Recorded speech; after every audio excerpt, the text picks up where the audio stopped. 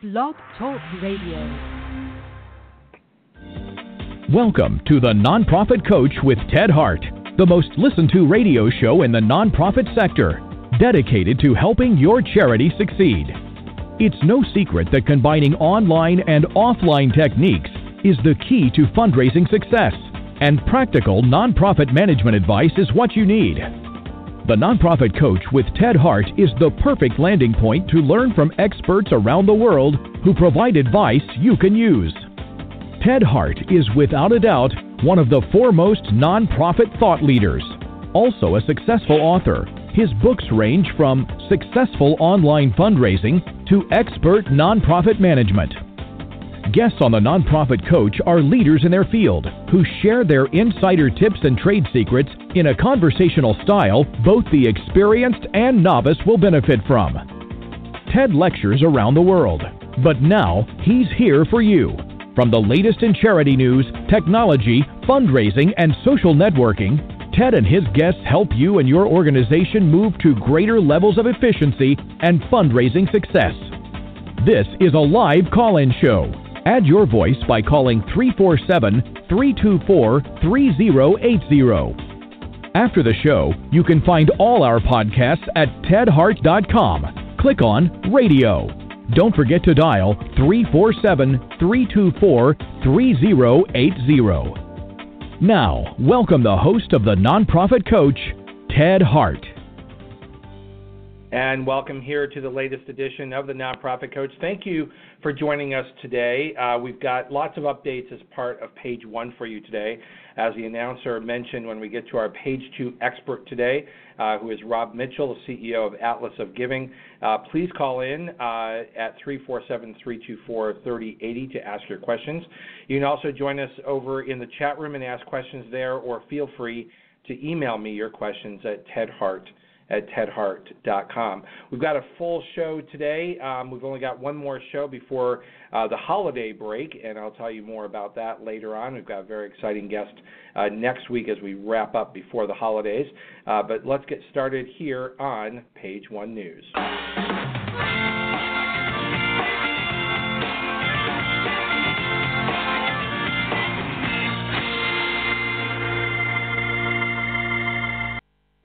As has been our tradition for the last few shows, we are also live over on Facebook, so you can join us at facebook.com/Ted Hart. You can also ask questions there if you would like. First up here on the Nonprofit Coach, and we will post this link over on Facebook for you, and that is from Nonprofit Management. Obviously, lots that we could talk about. This is not a political show, but the nation is reeling from unexpected outcome of the 2016 election.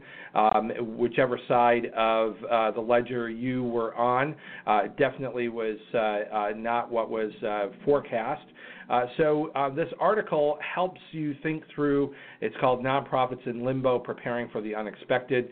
And I thought I would just share sort of the final concluding note here from Deloitte Consulting, where they have concluded that directors of organizations should get out of the same old boardroom and should even look across borders to learn from approaches in different nonprofits and companies. Developing new skills and insights are essential for innovation and should be sought to create a questioning and challenging environment needed to imagine, inspire, and develop better outcomes and impacts. The final word here is complacency in uncertain times can be a killer. So we are going to post that link for you over on Facebook, so you can follow along there. And then first up here on Page One News, it's my pleasure to welcome back here to the Nonprofit Coach, the Media and Outreach Manager over at GuideStar. Jackie Enterline is here with us. And Jackie, you've got the GuideStar Minute. Bring us up to date with what's going on at GuideStar. Absolutely. Thank you, Ted. So we've been pretty busy over the past few months and also a lot going on in the pipeline for 2017. But since you were chatting a little bit about Facebook, one of our most exciting partnerships over the past month, I'm not sure if you're aware, but back in November, right before Giving Tuesday, Facebook launched charitable donations. And so we partnered with them at GuideStar, and they also partnered with Network for Good to launch a new tool called Fundraisers. So that's been really exciting, and basically Facebook is relying on GuideStar data to verify the legitimacy of a nonprofit. So you or I can go on and donate to some of our friends' fundraisers, or we can create our own for some of our favorite nonprofits. So we've been really excited. That is terrific news and certainly gives a lot of confidence. How would nonprofit organizations who are listeners today make best use of that new partnership? So definitely encouraging any sort of supporter to create separate fundraisers. You can also now users can now donate directly through a nonprofit's profile page on Facebook. And also, key kind of point is through the verification process with the Facebook page, it links back to the GuideStar nonprofit profile. So it's just another reason to make sure you're keeping your profile up to date on all fronts. Yeah, and we, as you know, here on the Nonprofit Coach, we always encourage nonprofits to be updating their information. Can you just kind of walk through the steps to make sure that all of our listeners today know exactly what that means and how they can do that? Absolutely. So GuideStar has 4 different seals of transparency. So filling out bronze is basic information, which is so you can be found. Silver is financial information to kind of show trust to your donors and key decision makers. Gold is more qualitative information, so theory of change and similar questions you'd find on an annual report or grant application. And then platinum, which launched back in May, so one of our newest seals of transparency, is metrics to show progress and results you're making toward your mission. So terrific. Obviously, and I will note to our listeners who know that I serve as the CEO of CAF America, Charities Aid Foundation of America, which specializes in helping donors make gifts outside of the United States to charitable causes, but receive a U.S. tax deduction, and we're very pleased to be certified as platinum. Thank you. Yes, a more robust platinum profile definitely helps get in front of more donors and funders. So there's benefits to making it all the way up there. What else do you have for updates at GuideStar? Yeah, so in line with the profiles, in 2017 we're launching the new profile standard. And so that's just kind of the best practice for collecting and sharing information. And our team partnered with a bunch of different nonprofits, funders, and other sector experts to kind of create a more robust and tailored profile, which will help increase mobile giving, increase nonprofit visibility, help better route donations directly to the nonprofit, and of course to better help illustrate the work that these nonprofits are doing. And finally, in 2017, we're launching annual seals of transparency. So instead of just earning your bronze, silver, gold, or platinum, you are now going to be able to earn your 2017 bronze, silver, gold, or platinum.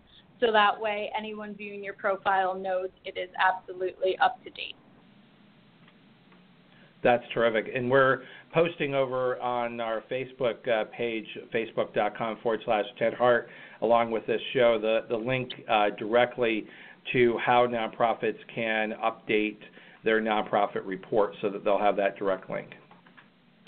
Wonderful. Thank you. And we do host workshops where you can kind of get small group help, or we have a profile coach, which you can learn a little bit more about on that page, and it kind of gives you one-on-one help if you have specific questions about updating your profile. Terrific. Well, really important updates today. Jackie Enterline, Media and Outreach Manager over at GuideStar. Thank you so much for your updates, and we look forward to your next GuideStar Minute here on the Nonprofit Coach. Great. Thanks so much, Ted, and we'll chat with you in the new year. You got it. Happy holidays. Next up here on the Nonprofit Coach, here on page 1, George Hamilton from CFRE is here with the CFRE Minute. So, George, give us the latest update on what's going on over at CFRE. Just making note again that here on the Nonprofit Coach, We are big advocates of CFRE and do encourage all of our listeners who qualify to sit for the exam and to become certified. So bring us up to date, George Hamilton. Sure thing. Happy to, Ted. And I'd like to wish a happy holidays to you and all your listeners. Happy holidays. First, we're excited to welcome the 191 newest CFRE credentialed fundraisers in 8 countries around the world who successfully achieved CFRE certification in this final testing window of 2016. That just closed on November 30th.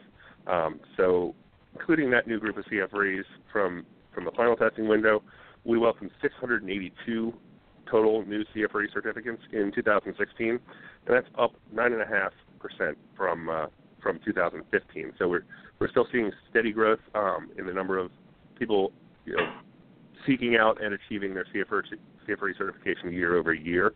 The other exciting thing is that with that new class of 191 CFREs, it brings the total number of CFREs certified worldwide to over 6,000. So we'll be ending the year with over 6,000 CFREs around the world.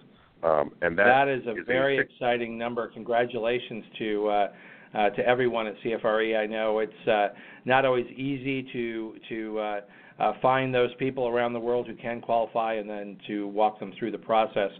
Just for you to know, over on our Facebook page, facebook.com/Ted Hart, we are sharing the link of CFRE to apply for the new applicant.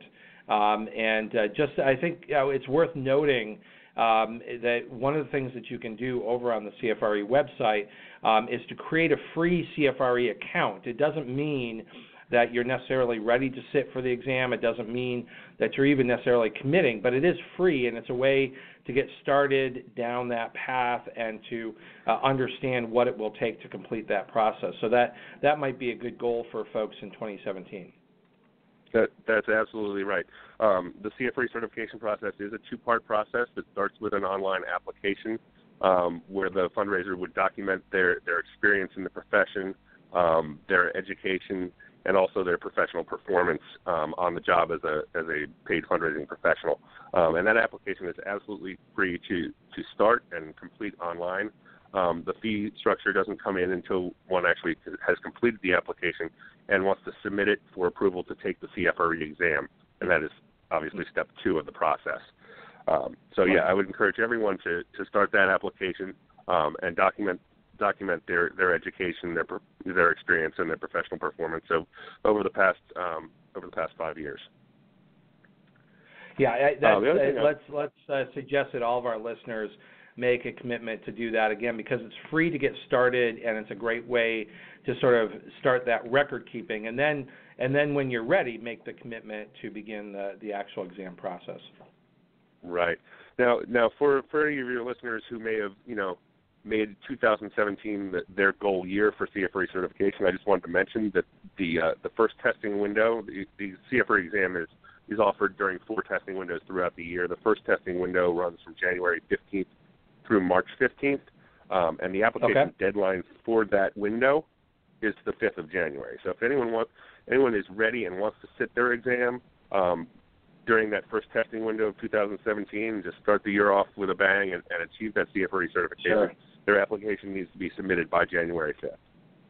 Yeah, good timing to get that done, and if not, the windows that come just after that, good to, I think, make it a goal for 2017 sometime in the next several months. What else do you have in terms of updates from CFRE for today? Well, looking forward into 2017, we're very excited. We are putting the finishing touches on our application for ISO 17024 accreditation for the CFRE credential. ISO accreditation is really the global standard for personnel certification programs. The CFRE has been accredited under NCCA, which is the North American accrediting body, but the move to the ISO 17024 accreditation will really give the CFRE credential a lot more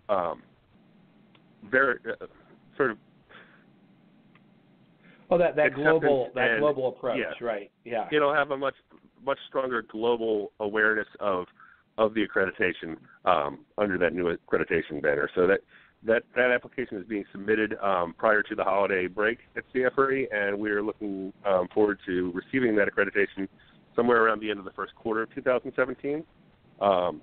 Also coming in 2017, we are working with our testing partner, Pearson VUE, to be able to offer additional test preparation resources for candidates, including the ability to schedule and write a practice exam for the CFRE. We're not exactly sure when that's going to launch in 2017, but it is definitely on the front burner for 2017 to be able to offer the ability to write a practice exam so folks can, start their study process and then measure where they are on a practice exam before they commit to writing the real and true CFRE examination. Yeah, well, those are important goals, and certainly for the global standard moving towards ISO is one that we all applaud and look forward to you coming back here on the Nonprofit Coach and giving us a good word that's been obtained, and that just continues the advancement of the CFRE credential. Congratulations on hitting 6,000. That's an important milestone, and certainly congratulations to all of the folks that have just received their CFRE. A good time to celebrate over the holidays, and for everybody who's listening today who's not yet sat for the exam and has been thinking about it, again, let's make that a goal for you to start the process and try to get certified in 2017. George Hamilton, CFRE, thank you so much for the updates today. We look forward to having you back here on the show next month and give us the first update of the new calendar year. Great. Thanks very much, Ted. You got it. Next up here on the Nonprofit Coach, and we're watching our clock here because we've got a lot to cover, is we're going to rush on over to page 2.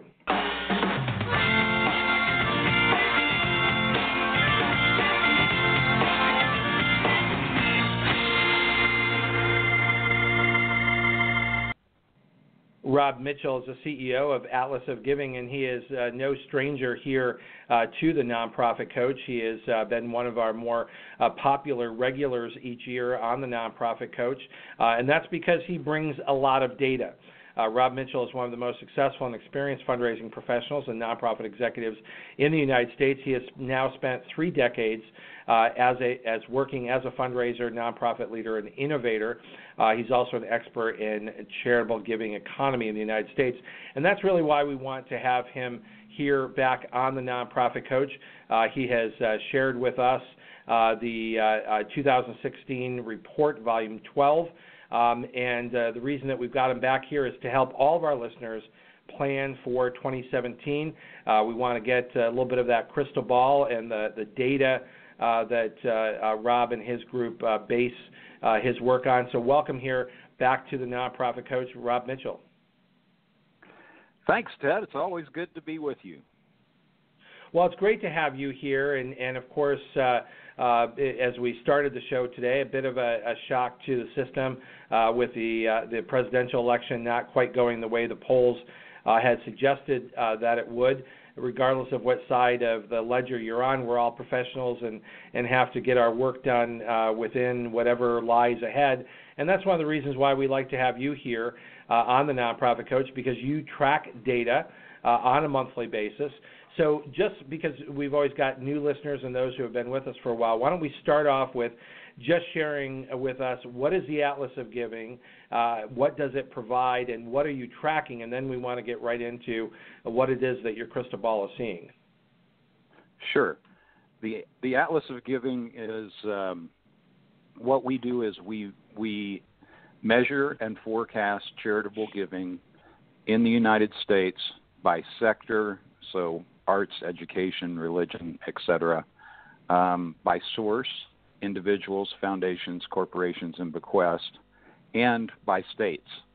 And we update our information monthly. To do this, our methodology is that we have, over time, developed 65 specific algorithms that take into account economic, demographic, and event factors that affect charitable giving and their relative strengths for each of those sectors, sources, and states.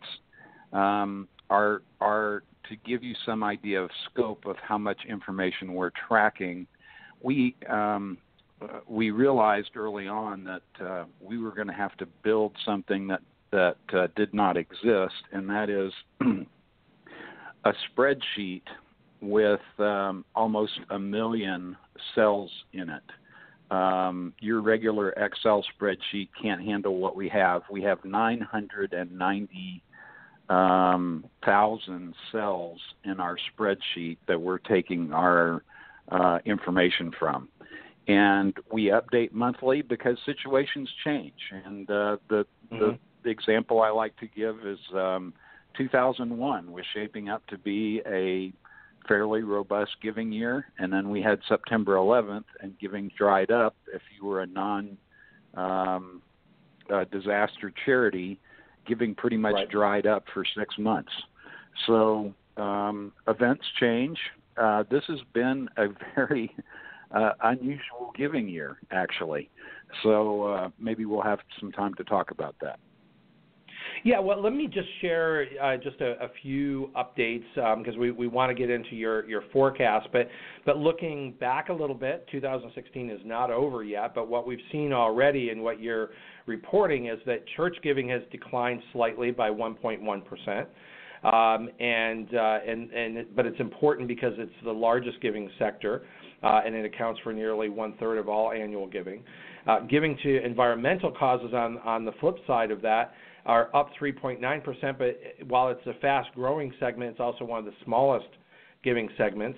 And then one of the things that we definitely want to focus on, because it, I think, continues to be a bit of a head-scratcher for a lot of our listeners, is the meteoric rise of donor-advised funds and what that actually means, and why, from the position of this radio show, the growth of donor-advised funds is good news for charities and charitable activities, although many in the sector may differ from that. My view, and I know you and I have discussed this before, is that typically that view comes from the fact that they are a different animal, and even though they have a lot of money, you can't actually solicit them directly. And I think that donor-advised funds become a little bit maddening maybe for fundraisers. But the secret there is the donors behind the donor-advised funds, because they've already donated the money. And if you can identify within your donor population someone who has a donor-advised fund, all you have to do is really convince them to advise a gift to you. You don't have to convince them whether or not they should give, because they already have. So let's talk about sort of those data sets and data points that you've pointed out in this latest report, and help us understand how that then positions you to give us the crystal ball into 2017. Sure. Well, the first thing that I would say is that in our initial report for our forecast for 2016, we were actually projecting a decline in giving of 1.5%. Fortunately, that's not going to happen. And but through mid-year, when we got through June, we were pretty much flat in charitable giving.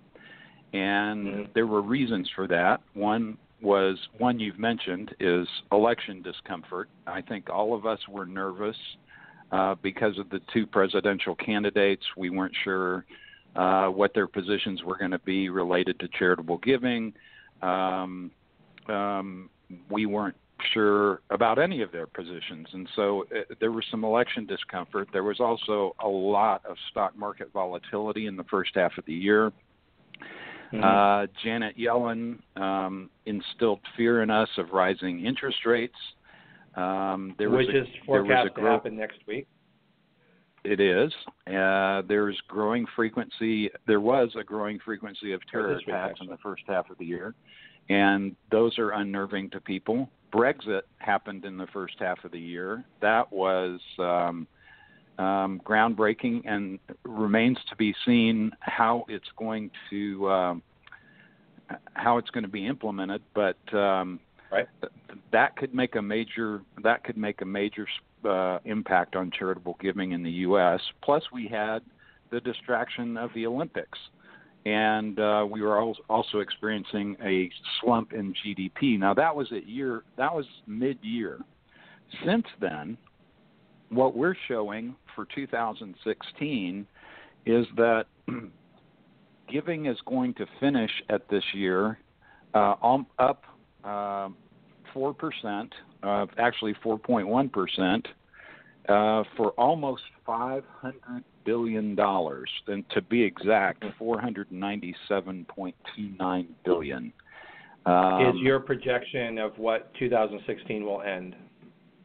That's our projection for how 2016 will end, and based on the accuracy of our forecast month to month, it's going to be very, very close to that, which is very interesting, Ted, because if you look at the depth of the Great Recession, in 2009, giving totaled $316.47 billion. So since then, giving has grown significantly, and there are many reasons for that. One of the things that we're always interested in at the Atlas of Giving are the factors that affect giving and different aspects of giving and their relative strengths. So just to give you an example, following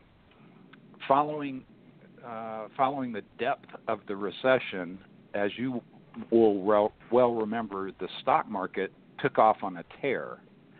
And in doing so, what we noticed was that giving to colleges and universities, also environmental organizations and also human needs organizations, they were growing much, much faster than others. And it's because they rely on campaign kinds of givings and non-cash gifts. And so there was a lot of growth in those particular sectors, while other sectors that relied heavily on lots of small gifts from lots of donors were not doing well because unemployment was so high. And so churches, being a prime example, were not doing well. Big national organizations, the old 100-year organizations like the one I used to work for, the American Cancer Society, were not doing nearly as well as the environmental sector growth was doing, or higher education giving was doing. And so what we've learned since starting the Atlas of Giving in 2010 is that it's not necessarily the economy in general that affects giving. It's how you raise money and who you raise money from and where their money is coming from. So as an example, if you fear becoming unemployed, or you are unemployed, or you have just recently become reemployed, your giving has stopped as an individual giver. That makes a huge difference because there's a lag. What we've found is that there is a 2-year lag between when a person has been unemployed and gets a new job and when they resume their giving. So that's just one and you're of many focused examples. on individuals because they take up such a lion's share of the overall giving sector. Not to say that foundations and corporations aren't significant, but as a percentage of what shifts the needle, individuals are very important. It's 74% of all giving. So individuals are hugely important. Foundations, corporate giving, this is one of those things you can take into a bar and win $20 on. When you ask the person sitting next to you, where do most gifts come from? Most people most uninformed people not working in the nonprofit sector would say they come from corporations. Only 5% of all gifts come from corporations. And so, yes, you're right. Individuals are huge, they continue to be huge. And it's actually a larger if you take into account that all bequests come from individuals. So when you add that in, you're talking about 80% of the giving market. So I think for our listeners, a takeaway here is when you look at your giving program, are you focused 80% of your time and is 80% of your money coming from individuals? That's not to say that foundations and corporations are not important, and you have a story to tell about foundations and a reason why giving for foundations has grown.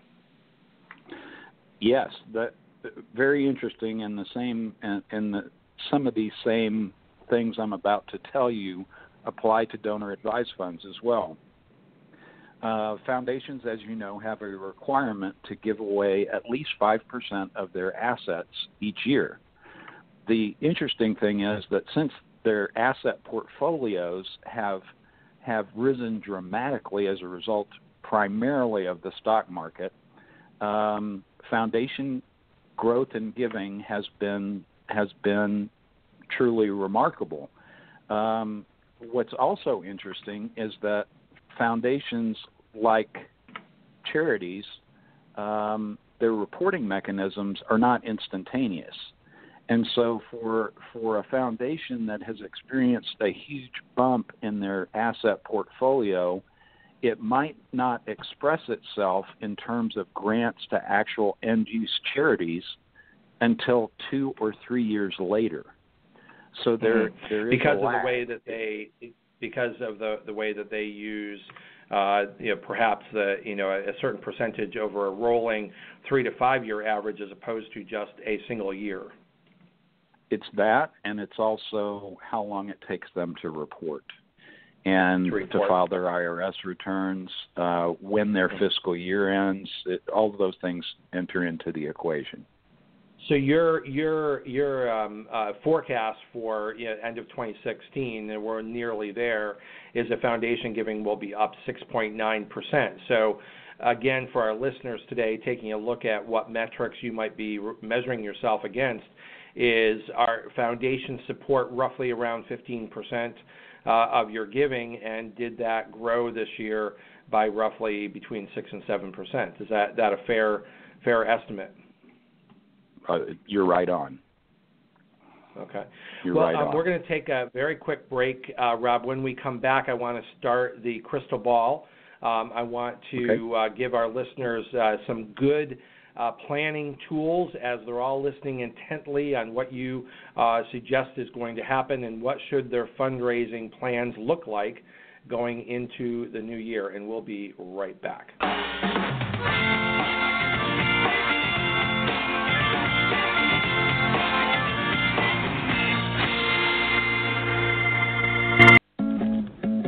Life gets busy.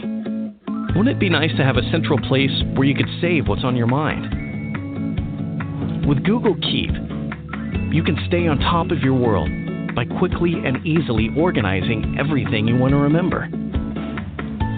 No matter where you are. Finalize door list for Thursday's gig. So when you find inspiration, you can file away your ideas. And Google Keep stores them safely across all your devices. And when the time comes, you'll have everything covered. Save what's on your mind. Google Keep.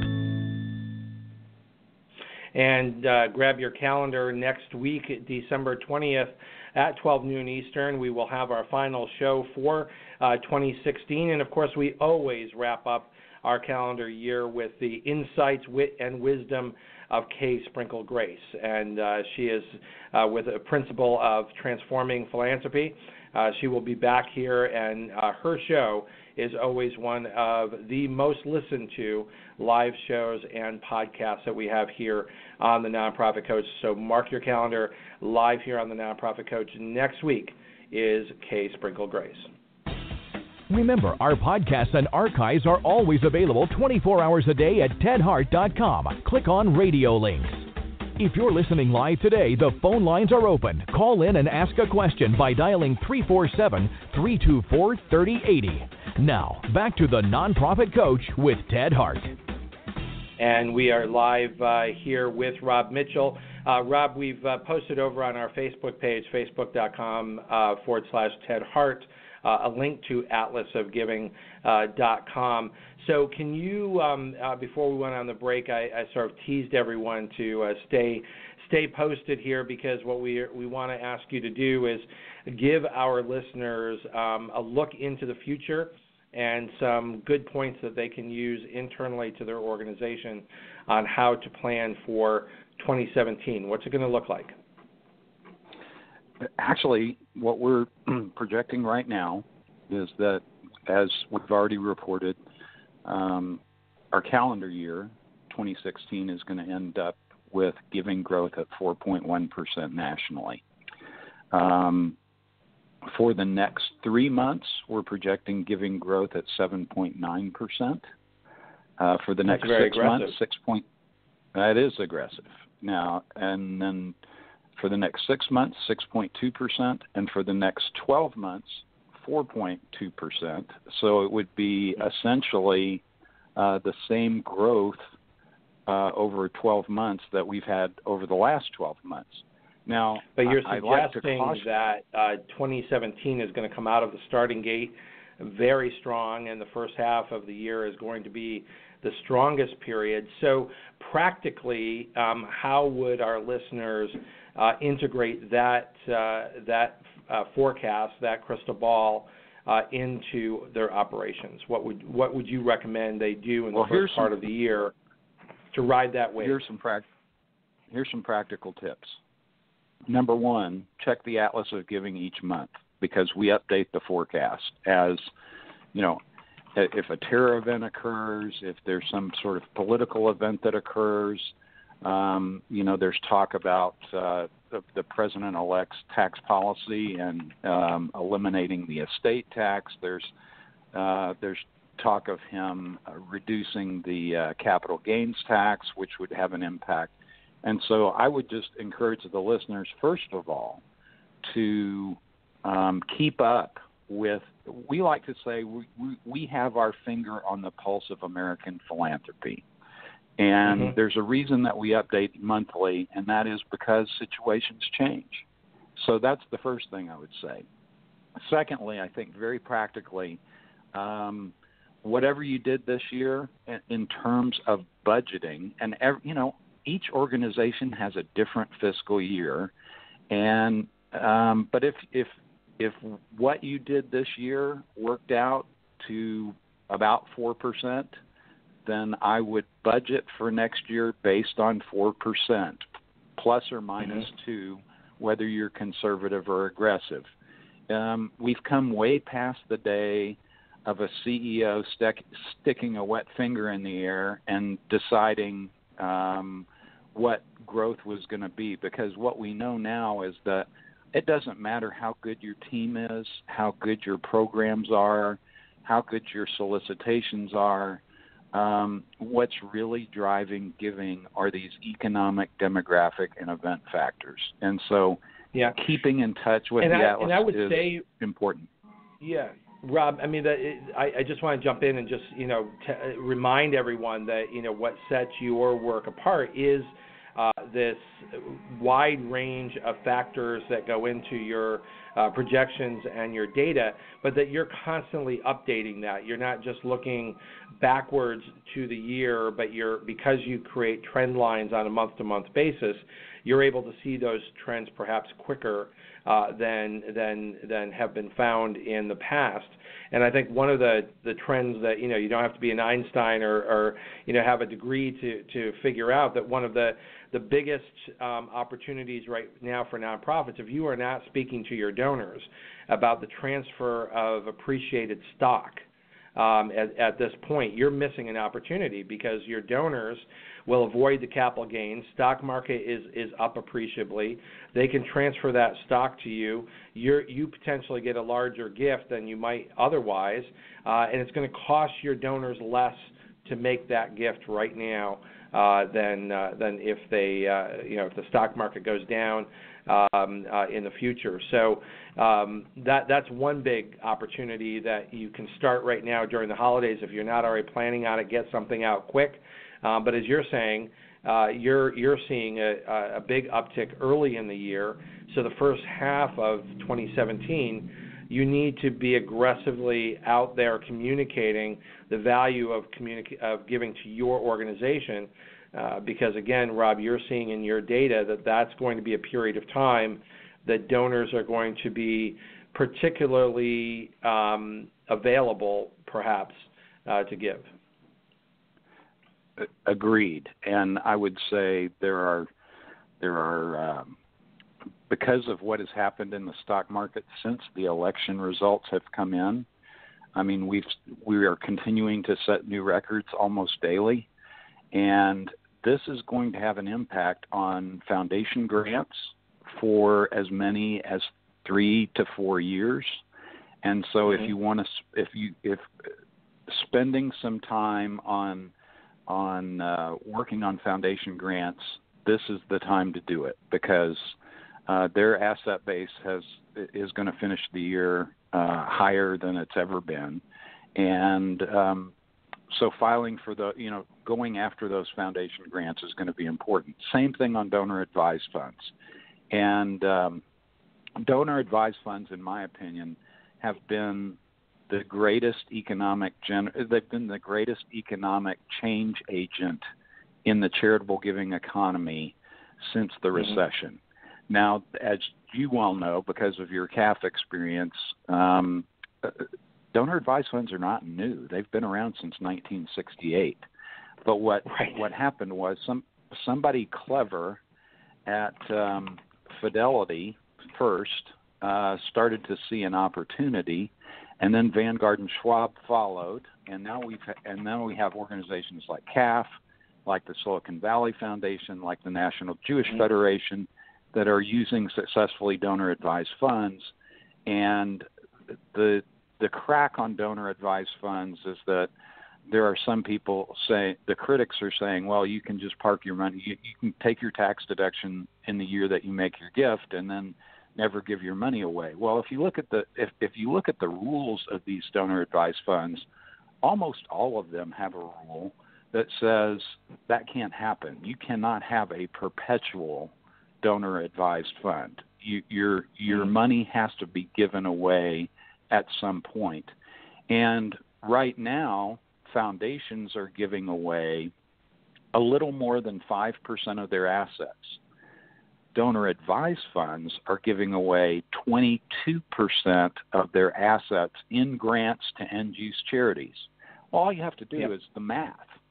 And if you figure that, and I think that would be. Unless, I honestly think that number, as impressive as that number is, that number would go up if the fundraising community were to begin understanding exactly how donor advised funds work and communicating with their donors. I mean, one question that I have for fundraisers is, do you know all of your major donors who have a donor advised fund?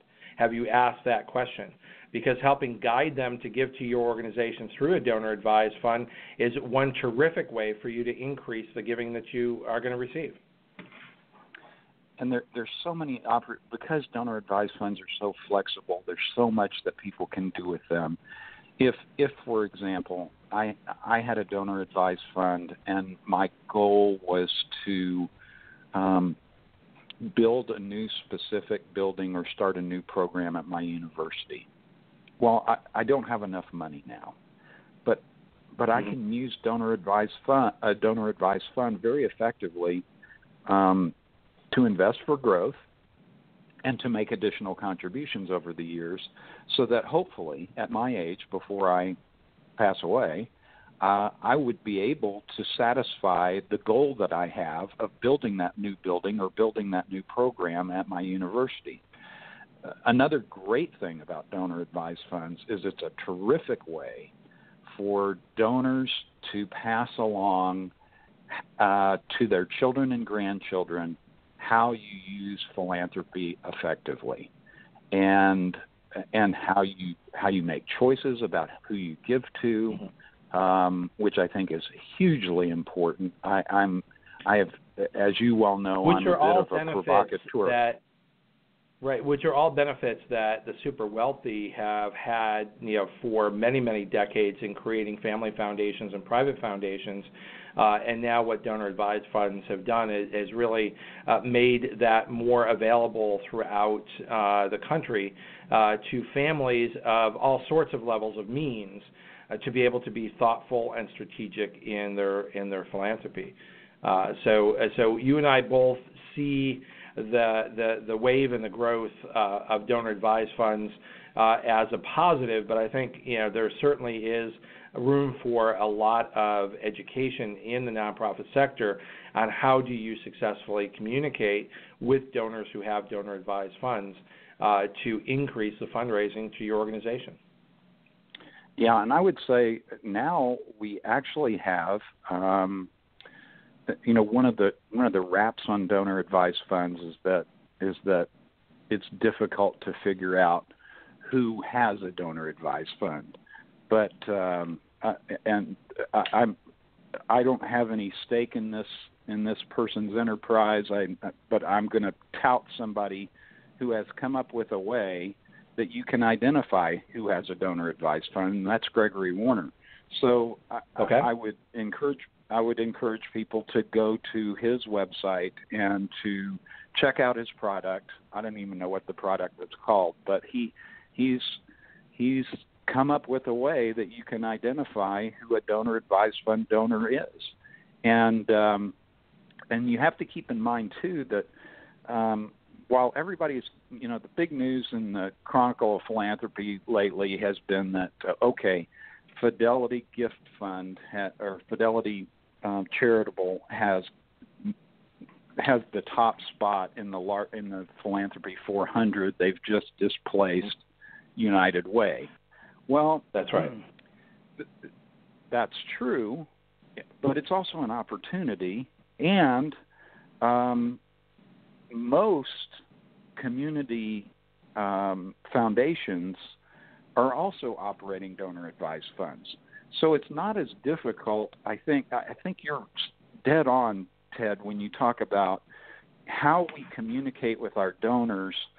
And I think one of the things we have to assume, especially from some of our major gift donors, is that they actually have donor-advised funds, and they can use them for our benefit as fundraisers at a particular charitable organization or church. So that's right. I'm a big fan of donor-advised funds. I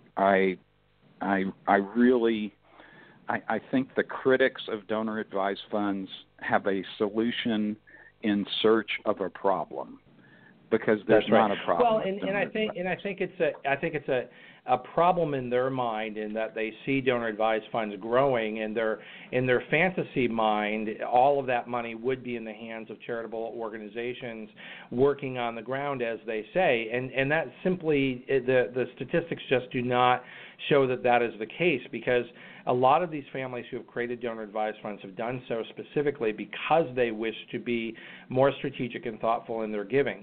They don't own those assets, so there's no benefit to the donor to create a donor-advised fund, and there's no requirement for a donor to create a donor-advised fund. The reason the donor-advised funds have grown so dramatically is because they are useful and helpful to the donor community.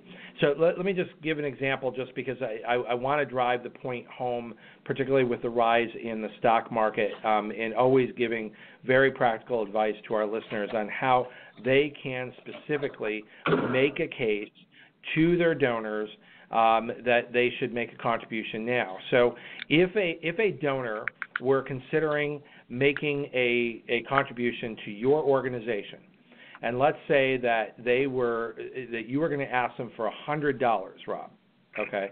And you could say to your donor that if you would give me $100, it will only cost you $65 to do so. How many of your donors would find that to be a really good deal? I think they'd want some details, because they would think, well, there's something fishy going on here. No. What it is if they contribute appreciated securities, which the stock market has been growing tremendously, particularly here at the end of the year, and they avoid the capital gains tax and the income tax on the donation, the net cost to that donor is going to be just $65 to depending again on their own tax situation.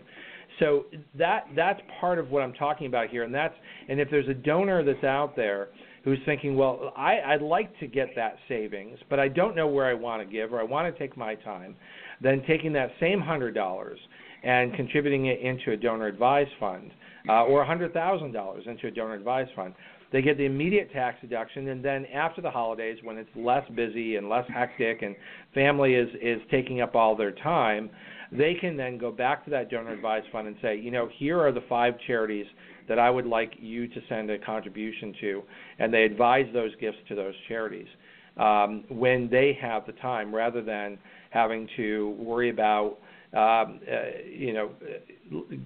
making a decision during one of the busiest time and most hectic times for most people. So how does that dovetail into your practical advice, and again, wanting to make sure that all of our listeners today make benefit of your crystal ball forecast?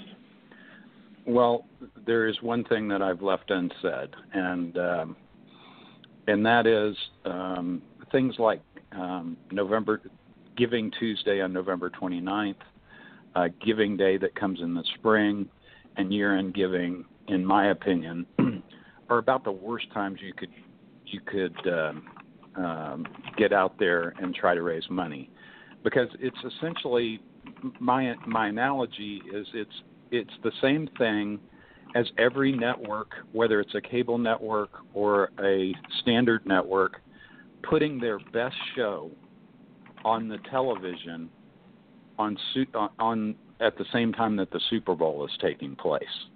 The competition is tremendous.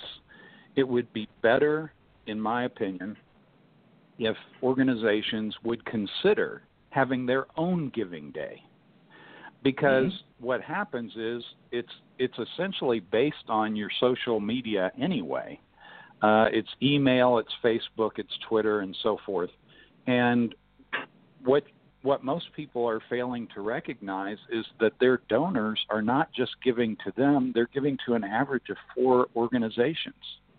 And so those donors are being hit by those 4 organizations at the same time. And so the amount of the gift that they're getting, while they might get a gift, the amount that they're getting would be more if they had their own giving day at a different time of year. I think that's such an important point that you make, because the quick gift that's given when the donor doesn't have time to consider is not necessarily the maximum gift that you could get if you were thoughtful and had more time with that donor.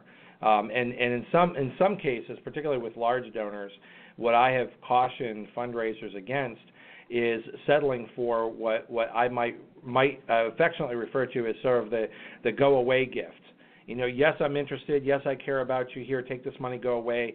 I'm busy right now. Whereas taking time and talking with those donors over a longer period of time, or again, asking if they have a donor advised fund, finding out that they have a donor advised fund, and working with them to advise a gift to you could make many multiples of the gift you might have received. It's a great point, Ted. And I'll give you one anecdotal story from my past, which is absolutely true. I was working with an organization on our capital campaign, and we were discussing prospects. And one of the prospects we were discussing was a person who was very, very generous, was a known philanthropist, but his maximum gift that he'd ever given any organization was $100,000. And he had done that multiple times. And I asked our campaign committee and our board if any of them knew him personally, and there were several of our board members and committee members that did, but one in particular was a very good friend of his. And I said, we needed $6 million for a naming gift for a particular building. And I was told by most of the people in the room, oh, he'll never do that. He only gives $100,000 at a time. But this one gentleman stepped up and he said, if you will help me prepare to go ask him for the $6 million, I will go do it. And so we put together all the ancillary materials. I didn't go with him. I just prepared him. I prepared him for what questions were going to be asked. So he walked in the room. He asked his friend for $6 million. His friend said, I am all tapped out for this year. And because of the preparation that this guy had gone through, he said, that is not a problem. You can start your pledge payments next year. And so he made the $6 million contribution. So you're exactly right. I mean, there are people out there that we have put in a box that we've considered, oh, well, this is the most they'll ever give. But we've not really worked with them. And when we talk about things like Giving Tuesday or year-end solicitations by mail or by telephone or by email, it's a, for just to be blunt, it's a cop-out, because what you're talking about is a face-to-face conversation where you actually get to know the donor. These other electronic forms of communication. And I think you're in some cases giving a lot of credit where we'd like to put credit, but I think a lot of our listeners have to admit that perhaps they don't even have that much planning on the solicitation and are relying on things like direct mail or phone calls or special events. And the real key here is, again, going back to getting to know your donors, understanding who has a donor advised fund and who does not, what they give to and when they like to give, and how to make that solicitation. And yeah, that's a lot more work, and it takes a lot more time. But time and time again, there's nothing new about this in fundraising. That's where the payoff is. It is where the payoff is. And if I could make a suggestion, having come from a large national charity that relied on millions of small gifts from millions of donors, that did lots of special event fundraising, what I would say is diversify. Now is the time to diversify. And whatever product you choose to use to put your donor base through, so you can identify stockholders, significant stockholders in major in corporations.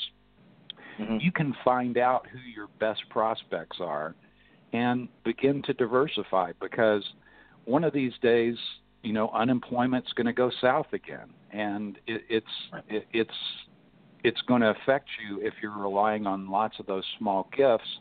But if you have the diversification to go for some of the larger gifts, go for some of the foundation grants, go for some of the donor advised fund grants, then you can even out your charitable giving income for your organization. And I think it's so important to diversify. I want to thank you for that, because without either one of us planning it, we sort of brought this show full circle from where we started on Page One News with that Deloitte Consulting conclusion that complacency can be a killer, and looking for new skills and insights is going to be the key for the new year. I'm looking at our time here. We've just got a little over a minute left here on the show, so I want to thank you very much for your time. I want to ask you to make sure that our listeners know how to reach you. It's very easy to reach me. My email address is rob.mitchell, MITCHELL, at atlasofgiving.com. And you can also reach me through our website. You can place a phone call to the office, and I'm very good about returning phone calls. And we have posted that link over on Facebook at facebook.com/Ted Hart with our live feed today. So, Rob, thank you very much. I think, in conclusion, if you agree with me, one of the biggest takeaways is this is the year to diversify. As you said, this is the year to not just have your fundraising program be a replication of last year. This is the year to shake things up. This is the year to learn how to work with donor-advised funds. There's a lot of money in donor-advised funds, but what that requires you to do is to actually get to know your donors, because the key to fundraising from these very large donor-advised funds, including CAF America, which I serve as CEO from, is the donors who are the investors in those donor-advised funds. They are the ones who make the advised gifts. So, Rob Mitchell, Atlas of Giving, thank you again for bringing your wisdom here to us and helping us plan for 2017. It's always an honor, Ted, and thank you for the opportunity. You've been listening to the Nonprofit Coach Radio Happy Show holidays, Rob. with Ted Hart. Tell all your friends to check out our production schedule and download our iPod and iPad-friendly podcasts at tedhart.com. Thanks for listening to the Nonprofit Coach.